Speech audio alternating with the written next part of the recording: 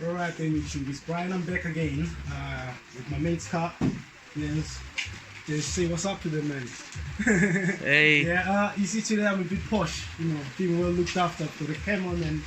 Alright, basically brought this car in today. It's a Land Rover Discovery 2000. It's a td5, and you just asked me to have a quick look at it and just look it over and see what's going on with it.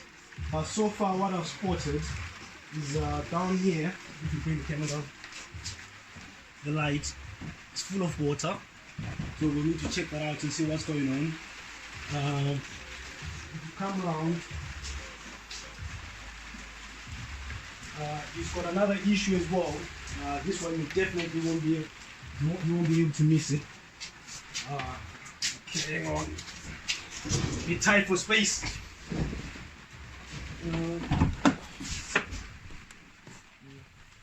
Hi everybody. Let me see if you can see me. Man, I don't know what kind of a plastic you used in here, but it's like proper military grade plastic. Let's see if we can get to it. Tell you what, man, I've got a tool for that. The window won't wind up. Yeah, I've got a tool for that. Hang on. Let's see. We've got a tool for that. I'll see if I can find it. I've got a specialist tool to remove that plastic. You know, quite expensive. You know, it's a blade. Yeah. So let's just go and cut that off and have a quick look. All right. And see what's going on. You see, this tool cost me quite a lot of money. So here we go. So this is how we are operating the window at the moment. With a bit of plastic. So I'll see if I can sort my boy out. You know, it's starting to rain outside, so you need to have a functioning window. So anyway, just come around. So anyway, what we're going to do now is we'll just quickly get ourselves set up, the tools and all that, and start tinkering around with this. Because you brought a spare motor, right? Yeah. Yeah.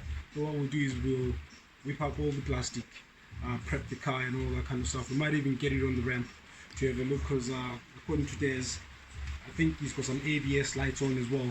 Yeah. So we'll figure out what's going on. We'll plug it in the computer and you know, tinker. All right. Make some love to it. Okay. I've managed to get my fancy tool to check my fuses.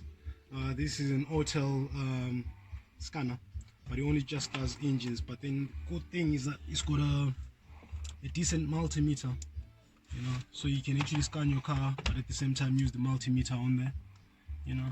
So what I just need to do is quickly just check the fuses before I actually start doing anything, and make sure that the fuses are not blown or anything like that. So on these ones, on these cars, there's these two little clips there. Just twist them around. You can either use a screwdriver, but to me I've got long enough fingernails, you know, just to turn it around. And the fuse box is just down there, and the fuse that we want is 1, 2, 3, 4, 5, 6. So it's number 6. It's a 30 amp fuse. So number 6 from the bottom. Let me just quickly get my torch. So it's a 30 amp fuse. There we go. And it's 1, 2, 3, 4, 5, 6 from the bottom. So which is 1, 2, 3, 4, 5, 6. So this 30 amp here. So to check your fuses without having to pull them out, it's actually easy. You just put it on your resistance with the beep on. So if the fuse is not broken and there's still a continuous wire in there, you're supposed to hear this sound. So let me just quickly show you like the concept on a non-broken fuse. So if you see this fuse, that wire still continuous. So by me touching both ends, it should be the same concept as me doing that. Yeah. So if you come on the fuses right at the top there, you see they've got these little tiny dimples.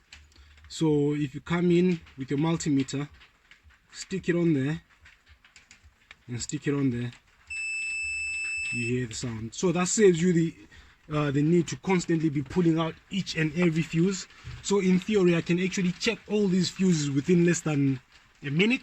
You know, let me just quickly show you right quick. Let's see if I can see. No, it's just, yeah.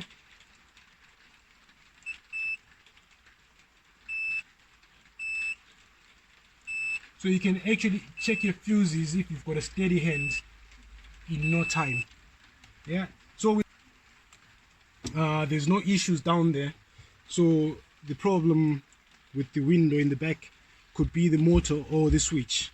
Yeah. So what we'll do next is we'll test the switch, make sure that the switch works. Then we'll move on and test the motor. Yeah. Alright guys, I've just checked the fuses, everything works. I've gone to try testing the switches. Lesson learned, never buy parts before you just do the basics. Test the basics. So my friend Des here, actually it wasn't Des, it was his old lady. She went and bought, let me come round, and bought a replacement motor from somewhere, because the switch in the front wasn't actually bringing the windows down. I started stripping the windows and all that, you know what I mean, something that you should never do until you just check all your basics. So what we've just discovered is the switch in the front doesn't work. Let me quickly show you. So if we stick the power on,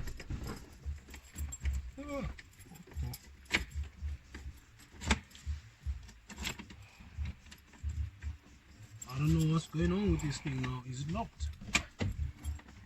Oh, you have to press the button. Okay, pause. Alright, so as I was saying, if you come up the front, you turn the key on, there's some buttons here. As you can see, driver's window works, passengers works, then the back one works as well. Then the, right? It comes down, but it doesn't go up. Try. So this one goes down, but going back up, that's an issue. So, but if you come in the back this side, it does go up. So I mean, obviously, you know, actually before I started pulling things apart, because that's made some work for myself, actually first checked all the switches and all that and make sure that they're all okay. So what I presume the issue here now is the switch that's in the front. So what we could do is I'll have a look and see if you know, they're interchangeable, and switch them around, because the passengers don't need to open and close the windows, the driver needs to. So let me just do that. Okay. Alright, what I've just done is just quickly swapped this switch for the one in the back, just to see if the switch was an issue, because the window from the back you could get it go up and down, but this side you could just open it, but you'll struggle closing. So what I just did was switch the switches around. Yeah, switch the switches. That's a tongue twister. Yeah, to see if the problem follows the switch. Yeah. So in this case, let me just go back. Let me go to the back. You So need to for put the same ignition on situation- first. What's that? Oh, it's turned off. Yeah, it's turned off.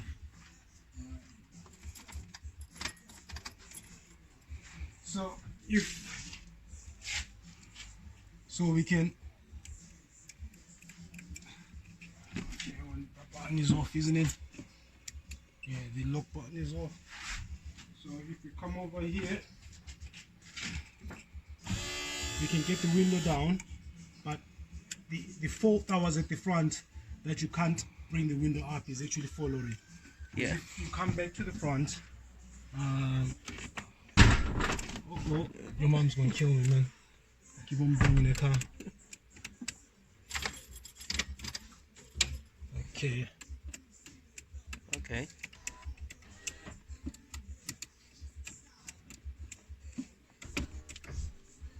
This thing. It's gone ballistic again. Yeah, it's gone ballistic again.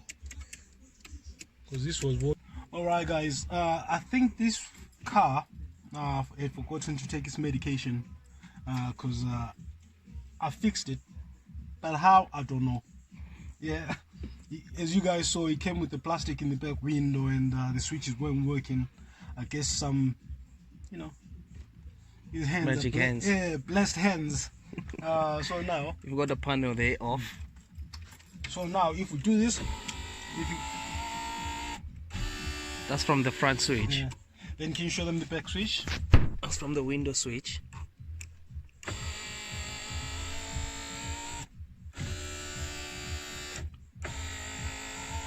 Everything now works. Yeah. And you did pretty much nothing really. Midas touch. Yeah. So if your car needs a prayer, it needs a blessing, come find me. Yeah. I'll put my hands on your car and it will work. Trust me. On a serious note, but you say it could be an accumulation of dust on the So it could be something as terminals. simple as dust on the terminals if the switches haven't been used for a long time, which is quite rare, but it does happen. Because I think I started feeling around with these and knocking them about, and I think that's where the magic happened. You know, I can't say conclusively that's what happened, but that's what seems to have happened.